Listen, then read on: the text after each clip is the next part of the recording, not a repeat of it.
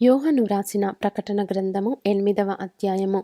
ఆయన 7వ ముద్రను విప్పినప్పుడు పరలోకమందు ఇంచుమించు అరగంట సేపు నిశ్శబ్దముగా ఉండెను. అంతట నేను దేవుని ఎదుట నిలుచు 7 దూతలను చూచి తిని, వారికి 7 బూరలియ్యబడెను.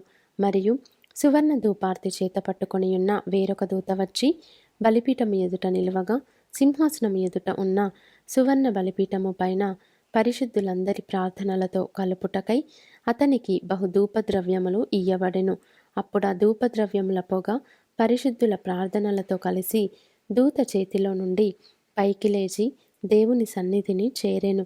ఆ దూత ధూపార్తిని తీసుకొని బలిపీఠము పైనున్న నిప్పులతో దానిని నింపి భూమి మీద పడవేయగా, ఉరుములు, ధ్వనులు, మెరుపులు, భూకంపమును కలిగెను.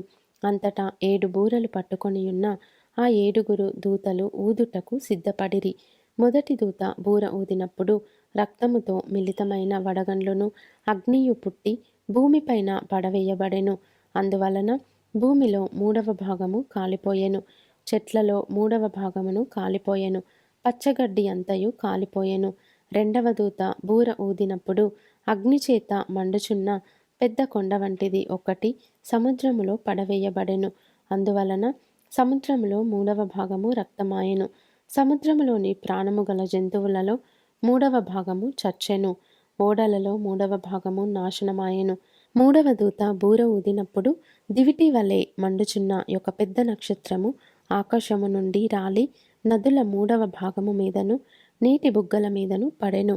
ఆ నక్షత్రమునకు మాచిపత్రి అని పేరు. అందువలన నీళ్లలో 3వ భాగము మాచిపత్రి ఆయెను. నీళ్లు చేదైపోయినందున వాటి వలన మనుష్యులలో అనేకులు చచ్చిరి. 4వ దూత బూర ఊదినప్పుడు సూర్యచంద్ర నక్షత్రములలో 3వ భాగము చీకటి కమ్మునట్లును, పగటిలో 3వ భాగమున సూర్యుడు ప్రకాశింపకుండునట్లును, రాత్రిలో 3వ భాగమున చంద్ర నక్షత్రములు ప్రకాశింపకుండునట్లును వాటిలో 3వ భాగము కొట్టబడెను. మరియు నేను చూడగా ఆకాశ మధ్యమున ఒక పక్షిరాజు ఎగురుచు బూరలు ఊదబోవుచున్న 3 దూతల బూరల శబ్దములను బట్టి భూనివాసులకు అయ్యో అయ్యో అయ్యో అని గొప్ప స్వరముతో చెప్పుట వింటిని.